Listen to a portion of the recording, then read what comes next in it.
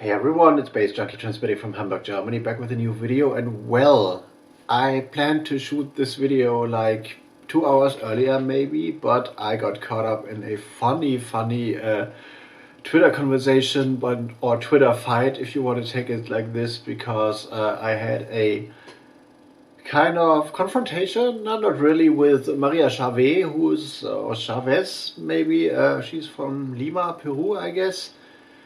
And she's an experimental sound artist, and she was screaming racism all over the place because her work has been like not reviewed. Her latest album, which is a review, not a review, a remix album kind of Stefan Goldmann's Ghost Hemiola, which is an album I really love, and I haven't heard her interpretation, that aside, but actually the Ghost Hemiola album is an album with lock grooves with no sound, and you're supposed to like mix them on two turntables with the volume cranked up, and one at a certain speed, the other at another speed, like one at 45 RPM, one at 33 RPM, and when you mix them together and crank up the volume, you will have some like interactions of surface noise of the records, which is a great concept, like musically, but well, the Ghost Hemiola album wasn't like a big time seller because there's new music, there's lock grooves, there's experimental music all over the place, and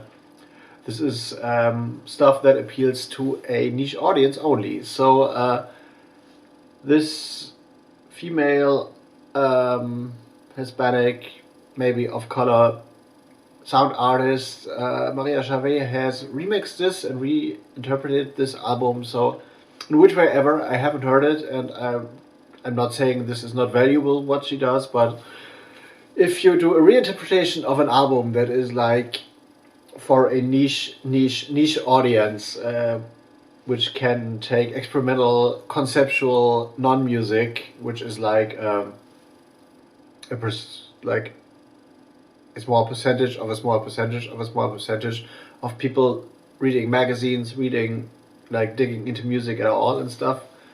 See Vinyl Community and my channel, so similar thing, but even more niche and stuff. And she was complaining that a lot of people haven't reviewed her music because she is like Hispanic, and because this is like structural racism in the music industry and in the review industry and stuff. And I was like, okay, I know what it is to be a music writer and stuff, so I fired back as like, no, this is bullshit, because we get flooded with a lot of review stuff to review, and a lot of stuff we write about as music writers for magazines, which I don't do anymore, but which I've done in the past for years, doesn't even get published because other stuff is more interesting, and you are like in a niche, and like when Helena Howe, for example, is putting out an album on Ninja Tune, which is an label that is more relevant, this is music that is more relevant to people, and it's not because you are like Hispanic and a person of color and female,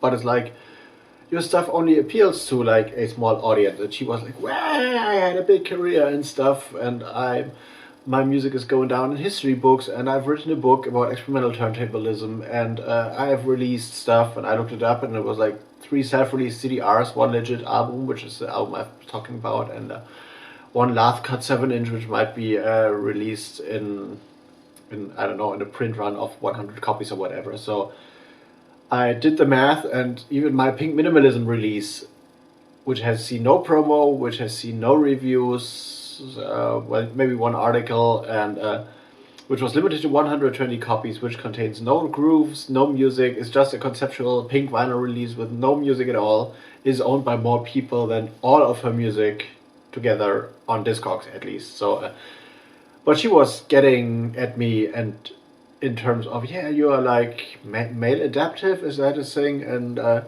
you are like a structural racist, and a lot of people were like, yeah, she's a Hispanic woman and she deserves to be on every cover, but well, people don't care about her music, which doesn't say that her music is bad. But when I review an album by an artist that does experimental sound art, and this is what she does, it's not relevant to like 50,000 people reading a magazine or buying a magazine. So if there's stuff that's more relevant in terms of like audience attention, this review gets kicked out of the magazine. And if Helena Hauff plays in front of 5,000 people in one night and 5,000 people in another night, that might be more people than Maria Chauvet plays in front of in a whole year or in 2 years, because that kind of music and that kind of experimental art doesn't appeal to a shitload of people. And I do totally hate when people think they are the biggest thing in the world, and when they are not recognized, it's racism, or it's structural racism, or it's like, what is this when you hate women?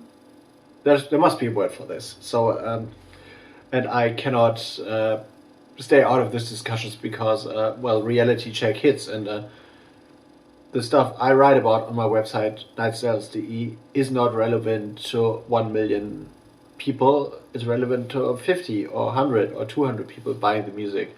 Albums are released in print runs of 100 copies, 200 copies, and not 10,000, even though they deserve to be seen and like recognized more. But this doesn't happen because experimental music. So this is the reason I'm shooting this video so late, and now I have got like 50 minutes of rambling to cut down, but this is the reason I'm shooting this video actually, because I received mail from Umland Records a few days ago, or a week ago or two, and I didn't, as you know, came to like unboxing all these things because well, Portland happened, all the videos happened, stuff happened. So let's see what they've sent me. Umland Records is a label you know, definitely. I've unboxed quite a few of the records, and look this up on my YouTube channel. In the unboxing playlist you will find a lot of things if you want to check the reviews for those records. Nightsales.de is the place to go to, which is down in the description box. And they sent me stuff, and Simon Mata has sent me a notification on Instagram like a while ago when he sent this out, and this was before I was leaving to Portland. So and I understood him like he's gonna send me a record, and I was like, okay, send this after I go to Portland, because I might not be able to pick this up from the post office. But he sent me CDs, which is great, and they look great actually. And this is 3 albums. So another thing I told that Maria Chauvet girl, woman, even a website like me right now, like nightsales.de, right now I'm sitting on 30 plus these 33 unreleased, unreviewed albums to review on my website alone. So, and this is not my website, it's not like the Ravelight magazine or the Face magazine or Wired or whatever. So they get like hundreds of promos like each month, and nobody is there and able to review and listen to all of this. So this is another point so I'm making here. And oh, there is a sticker. Handsome couple featuring DJ Ill Vibe, it does say. I don't know if you can read this because this is like light green on dark green, and this is interesting. And here's some, well, I need my little blade here because this foil doesn't remove or doesn't go away because there is stuff in there. So, but here we got a little note, actually a little letter. 3 new Umland releases, obviously. We'd love to see those reviewed. Handsome Couple featuring DJ Illvibe, Bochum Berlin, SM Jazz Orchestra Roadworks, and Jeff Platz Quartet Theory of Colors. So we're gonna start with this. This is a double album actually. The Essen Jazz Orchestra. Essen is a city in Germany, halfway down on the way to Munich in the Ruhrpott actually, so it's like in the middle of Germany. Album looks like this. Other side looks like this, and if you open this, okay, one CD has fallen out, so we're gonna fix this. There is 2 CDs in there, and I really like how they have a kind of mirror image thing happening there. So this is Essen Jazz Orchestra, a double album, which is the first album for the orchestra actually, double CD. previously unreleased compositions and works by those guys involved in the jazz orchestra, and they seemingly work as a classic big band, like, or in a structure that is resembling a classic big band. So I doubt that this is classic big band sound, because I know the Umland Records label and they always have like a little experimental twang, experimental twist. So the next one is Jeff Platz, Stephen Hines, Matt Crane, and Damon Smith's Theory of Colors, which is actually the Jeff Platz quartet. Looks like this. 13 tracks on here. I really like the format of this CD, which is like a little unusual, but I remember that another Umland release had this weird kind of like 90 degrees turn format as well. So this seems to be like a conceptual thing, a lot of text in there. And this is like all those guys seemingly are like avant-garde jazz musicians, so this might be avant-garde jazz as well, experimental free jazz maybe. We'll see how this turns out. I'm going to review all of these on my website, baze.djunkiii, obviously, in a bit. Oh, there's more stickers in here. And here's the Handsome Couple featuring DJ Illvibe, Bochum, Berlin. I've unboxed a Handsome Couple release back in the days, last year maybe, on my website, on my channel here, and this was more like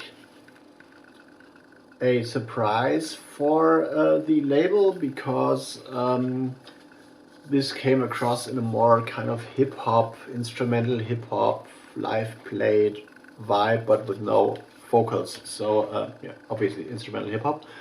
So now they have DJ Illvibe on board, which is, I'm not too sure what his exact roots are, but I am familiar with the name because of the German hip-hop scene and stuff. I haven't been following the German hip-hop scene for ages, but I've seen the name DJ Illvibe like popping up now every now and then. So I know that he's a well-known figure, so he might do some scratches and stuff. So this is like described as abstract live hip-hop on there, so I'm very curious what is happening there. But right now I'm gonna edit this video first, and here is the triplet of CDs that is coming in from the Umland Records label.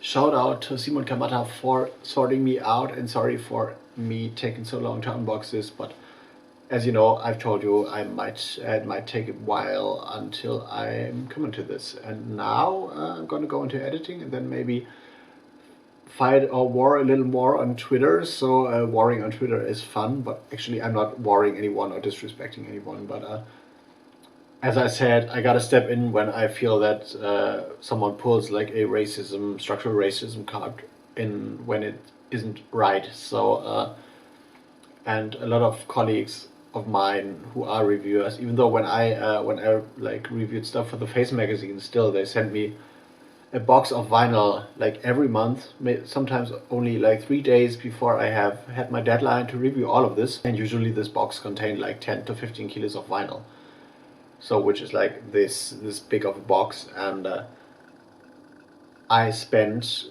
badly paid actually, sometimes like 48 hours in a row just reviewing one record after another to go through all of this, and this an impossible task. And you know, the link I still have in my in the sidebar of nightstyles.de, where I link to a blog post I've written back in the day why I removed all my email contacts from the site, because yeah, I got flooded with stuff like digital promos, which I don't listen to anyway, but this ate up a lot of my time, like in terms of being a one-man operation running this weblog and stuff. So but now I'm finishing this video, actually going into editing, and yeah, ramble mode, storytelling mode, so back to normal right now. And this is actually the last video of stuff I had sitting here like to be unboxed. So now I'm gonna go back to a normal rhythm and not shell out like one video a day, maybe.